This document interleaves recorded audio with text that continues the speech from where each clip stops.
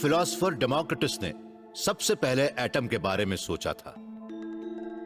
उनका कहना था कि वही मैटर का सबसे छोटा बिल्डिंग ब्लॉक है और उसे कभी बांटा नहीं जा सकता। 2000 साल तक लोग उनकी बात को मानते रहे, मगर न्यूक्लियर एज आने के बाद एक ज्यादा गहरा राज सामने आया। एटम भी कई छोटी छोटी चीजों से बना था। जिस तरह से क्वार्क्स और इलेक्ट्रॉन्स जैसे छोटे पार्टिकल से एटम बना, वैसे ही शायद ज्यादा फंडामेंटल बिल्डिंग ब्लॉक से हिग्स बोसॉन भी बना हो। अगर हमने उसे ढूंढ लिया तो हमें सिर्फ यह पता नहीं लगेगा कि मैटर का वजूद कैसे है, बल्कि यह भी पता लगेगा कि वो क्यों बना। फ्रांचेस्को सनीनो ओडेंसे के यूनिवर्सिटी ऑफ सदर्न डेनमार्क में एक थियोरेटिकल फिजिसिस्ट है।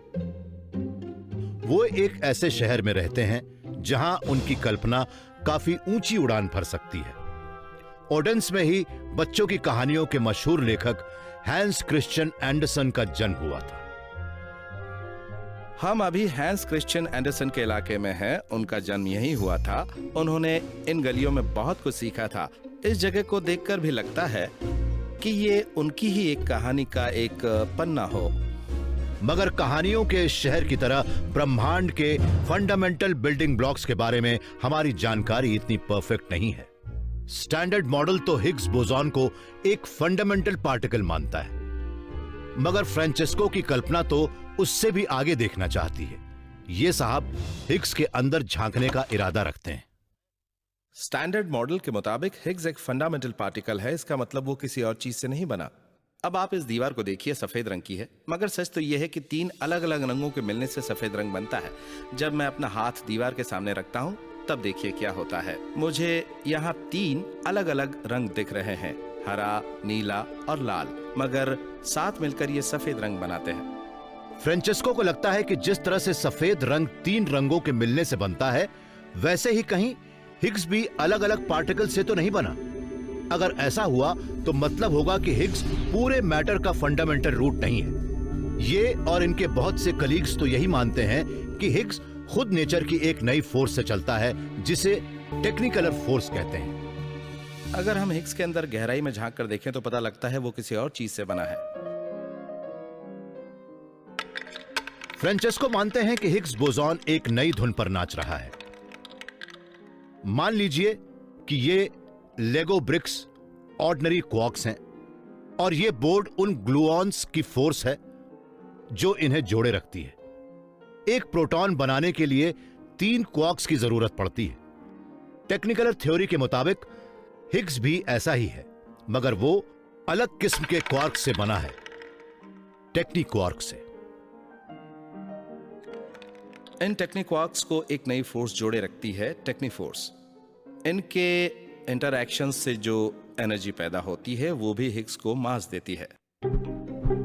फिजिसिस्ट्स जानते हैं कि ऑर्डिनरी क्वार्क्स अलग अलग अरेंजमेंट में अलग अलग पार्टिकल्स बनाते हैं। उनमें से ही एक अरेंजमेंट है प्रोटॉन, दूसरा अरेंजमेंट है न्यूट्रॉन। टेक्नी क्वार्क्स भी इसी तरह से काम करते हैं। उन्हें एक खास तरीके से अरेंज करने पर हिग्स मिलेगा, मगर इन टेक्नी क्वार्क्स को दूसरे तरीके से अरेंज करने पर कुछ और मिलेगा। शायद वो जिसकी तलाश साइंटिस्ट्स को है, एक डार्क मैटर पार्टिकल। ये भी एक लेगो ब्रिक जैसा ही है। हम इन्हें जोड़ सकते हैं। हमें एक फॉर्म में हिग्स मिल सकता है और दूसरे फॉर्म में dark matter. Standard model Higgs शायद इस वजह से डार्क मैटर को एक्सप्लेन नहीं कर पा रहा, क्योंकि हिग्स खुद ही छिपा हुआ डार्क मैटर है। ये दोनों पार्टिकल्स टेक्नी फोर्स की वजह से आपस में जुड़े हुए हैं। जाहिर है कि नेचर की एक नई फोर्स भी है। ये हमारे लिए बड़ा अच्छा मौका है कि हम उस नई फोर्स का सामना करें। टेक्नी क्वार्क्स आपस में कई तरह से जुड़े हो सकते हैं और उनसे कई नए पार्टिकल्स भी बने रहे होंगे। अभी LHC में उन पार्टिकल्स की खोज होनी है, मगर ऐसा तब होगा जब वो 2015 में हायर एनर्जीज के साथ फिर से काम करेगा। फ्रांचेस्को को उम्मीद है कि हाल में मिला हिग्स बोसॉन तो सिर्फ पहला कैंडिडेट है। हमें तब तक पता नहीं लगेगा जब तक हमें उसे खोल कर देखने की पावर नहीं मिल जाती। मुझे लगता है कि हम इंसानों की ड्यूटी है ये पता लगाना कि हमारे आसपास क्या है और हम किन चीजों से बने हैं। ये बड़ा अच्छा मौका है कि हम साइंस की बाउंड्री को उस हद तक ले जाएं।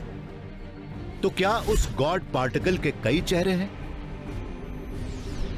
शायद हिग्स वो ऑलमाइटी नहीं है जो हम सोच रहे हैं, मगर अभी कई दिमाग हिला देने वाले आइडियाज हैं। जिन ऑब्जेक्ट्स की वजह से हमारा वजूद है वो शायद हो ही नहीं।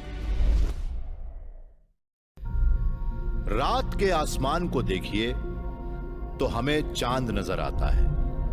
ऐसा लगता है कि वो किसी जादू के जोर से हवा में लटक रहा है, जबकि हम जानते हैं कि ऐसा ग्रेविटी की फोर्स की वजह से होता है।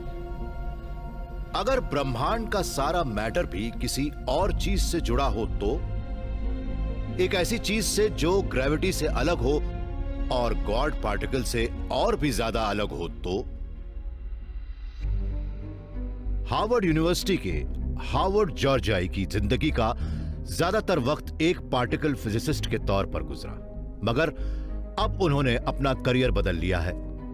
ये अब एक अनपार्टिकल फिजिसिस्ट हैं।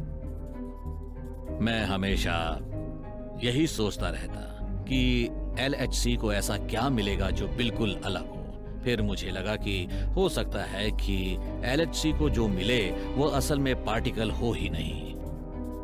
उसके बाद ही मेरा अनपार्टिकल फिजिसिस्ट का करियर शुरू हुआ। कई दूसरे फिजिसिस्ट्स की तरह हार्वर्ड भी स्टैंडर्ड मॉडल को दुरुस्त करना चाहते थे और इन्होंने भी नई नई थियोरीज दी। जब ये अपने इक्वेशंस पर काम कर रहे थे, तभी इन्हें कुछ चौंका देने वाले कैलकुलेशंस दिखे। फिजिक्स में तो फोटॉन्स जैसे मासलेस पार्टिकल्स को मैथ में नेगेटिव होल नंबर्स दिखाया जाता है। हार्वर्ड के इक्वेशन से भी उन्हें नेगेटिव नंबर्स मिल रहे थे, मगर वो होल नंबर्स नहीं थे, वो नेगेटिव फ्रैक्शंस थे। इसकी एनालिसिस करने पर हो सकता है आपको इसके 2.5 मासलेस पार्टिकल्स मिले। तब दिमाग में यही बात आती है कि ये क्या हो रहा है। हार्वर्ड जानते थे कि ये आधे नंबर आधे पार्टिकल्स नहीं है। तब इन्होंने उन्हें नाम दिया अनपार्टिकल्स। कुछ हो तो रहा था, उसमें फिजिक्स भी था, मगर ये वो फिजिक्स नहीं था जिसकी हमें आदत है। हार्वर्ड ने और गहराई से हिसाब लगाया तो इन्हें अनपार्टिकल्स के बारे में और पता लगा। ये इस नतीजे पर पहुंचे कि ये फ्रैक्शंस इसलिए मिल रहे हैं कि इनके भी फ्रैक्टल डायमेंशंस हैं, जैसे कि पेड़ की टहनियां होती हैं। आप इस पेड़ को देखिए, वो 1 डायमेंशनल नहीं होता, क्योंकि पेड़ की टहनियां निकलती हैं, उन टहनियों से टहनियां निकलती हैं, फिर उन टहनियों से टहनियां निकलती हैं और ये सिलसिला चलता रहता है। एक असली फ्रैक्टल वो है जो लगातार चलता रहे। अनपार्टिकल्स भी इस पेड़ की टहनियों जैसे ही हैं। इनका पैटर्न नहीं बदलता, भले ही हम उन्हें करीब से देखें या दूर से, मगर नॉर्मल पार्टिकल्स पेड़ की पत्तियों जैसे हैं। हम जितना करीब जाएंगे वो उतनी ज्यादा बड़ी नजर आएंगी। मुझे ये आइडिया पसंद आया कि हम पत्तियों को स्टैंडर्ड मॉडल के ऑब्जेक्ट्स की तरह देखें, क्योंकि उनका एक डेफिनेट साइज होता है, एक पार्टिकल के मास की तरह, जबकि पेड़ की टहनियों का कोई डेफिनेट साइज नहीं होता। जिन पार्टिकल से हमारा ब्रह्मांड बना है उन सब का मास है, और फिजिसिस्ट्स मानते हैं कि उनका वजूद हिग्स की वजह से है। मगर शायद हिग्स के उन पार्टिकल्स को अनपार्टिकल्स की एक इनविजिबल दुनिया चलाती है जो हमारे फिजिक्स के नियमों को डिफाई करते हैं। इसका मतलब है कि ब्रह्मांड के सारे मैटर पार्टिकल्स पेड़ की पत्तियों जैसे हैं। शायद अनपार्टिकल्स का एक इनविजिबल पेड़ ही उनका एंकर है, और शायद वही पूरे ब्रह्मांड का अंडरपिन है। अनपार्टिकल फिजिक्स का असली पॉइंट भी यही है। इसके लिए उस इनविजिबल पेड़ को इंटरेस्टिंग होना चाहिए, ताकि वो स्टैंडर्ड मॉडल के पार्टिकल्स के साथ इंटरैक्ट कर सके। हो सकता है कि उस पेड़ ने पत्तियों को थाम रखा हो, या फिर पत्तियों ने पेड़ को। अभी तक तो LHC को अनपार्टिकल्स के सुराग भी नहीं मिले, मगर हार्वर्ड ने एक अनपार्टिकल फिजिसिस्ट के तौर पर अभी हार नहीं मानी है। सच कहूं तो अभी तक सही तस्वीर हमें नहीं मिली है। जब हमें कोई ऐसी चीज मिलती है जो उससे अलग और अनोखी हो, जो हम जानते हैं, तब हमेशा हौसला बढ़ता है। मुझे तो लग रहा है कि हमें इस कॉम्प्लिकेटेड मैथमेटिक्स को बीट करने की कोशिश जारी रखनी चाहिए, तब शायद हम थोड़ी और प्रोग्रेस कर सकें। क्या हिग्स बोसॉन सचमुच गॉड पार्टिकल है या फिर उसके पीछे कुछ और छिपा है, कुछ ज्यादा रहस्यमय? क्या हमारे वजूद की वजह वो चीज है जिसका पता हम कभी नहीं लगा पाएंगे? अभी तो साइंटिस्ट उसी गॉड पार्टिकल की जांच पड़ताल कर रहे हैं जिसे उन्होंने इतनी मेहनत से ढूंढा है, और उम्मीद कर रहे हैं कि उन्हें उससे कुछ पता लगेगा। हिग्स बोसॉन कई दशकों से हमारे साथ लुका छिपी का खेल खेल रहा है। अब जब हमें वो या उसके जैसी कोई और चीज मिली भी है तो जवाब से ज्यादा तो सवाल ही खड़े हो रहे हैं। हर बार फिजिसिस्ट एक दरवाजा खोलते हैं तो सामने एक और बंद दरवाजा नजर आ जाता है। अभी 5 और हैं। हो सकता है कि हिग्स बोसॉन ही गॉड्स पार्टिकल हो, मगर यह एक ऐसी पहेली है जिसका सॉल्यूशन भी एक दूसरी पहेली है। लगता है कॉस्मिक पजल का राज राज ही बना रहेगा।